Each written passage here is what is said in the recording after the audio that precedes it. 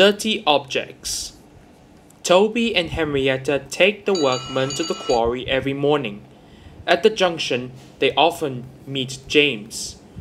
Toby and Henrietta were shabby when they first came and needed new paint. James was very rude. "Ugh, what dirty objects," he would say. At last Toby lost patience. "James," he asked, "why are you red?" "I'm a splendid engine," said James loftily, "ready for anything. You never see my paint dirty." "Oh," said Toby innocently, "that's why you once needed bootlaces, to be ready, I suppose." James went redder than ever and snorted off. At the end of the line, James left his coaches and got ready for his next train. It was a slow goods, stopping at every station to pick up and set down trucks. James hated slow goods trains. "Dirty trucks with dirty sidings, ugh," he grumbled.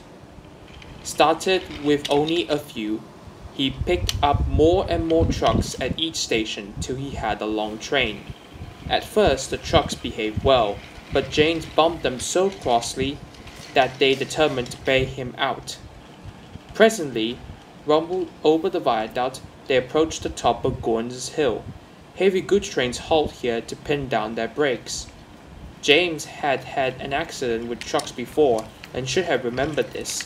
"Wait, James, wait," said his driver, but James wouldn't wait. He was too busy thinking what he would say to Toby when they next met. Too late he saw where he was and tried to stop.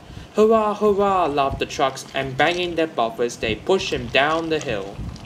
The guard tightened his brakes until they screamed. On, yelled the trucks. "I got to stop, I got to stop," groaned James, and setting his brakes, he managed to check the truck's mad rush. But they were still going much too fast to stop in time. Through the station they thundered and lurched into the yard. James shut his eyes.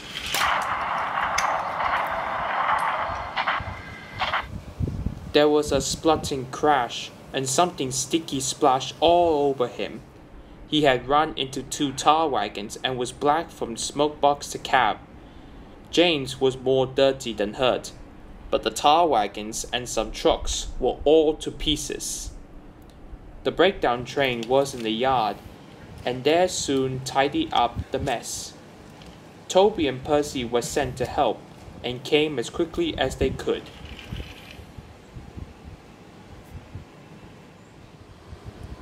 "Look here, Percy," exclaimed Toby. "Whatever is that dirty object? That's James, didn't you know?" "It's James's shape," said Toby thoughtfully. "But James is a splendid red engine, and you never see his paint dirty." James shut his eyes and pretended he hadn't heard. They cleared away the unhurt trucks and helped James home. The Fat Controller met them. "Well done, Percy and Toby," he said. He turned to James. "Fancy letting your trucks run away. I am surprised. You're not fit to be seen. You must be cleaned at once. Toby shall have a coat of paint. Chocolate and blue, I think. Please, sir, can Henrietta have one too?" "Certainly, Toby," he smiled. "She shall have brown, like Annie and Clarabel." "Oh, thank you, sir. She will be pleased." Toby ran home happily to tell her the news.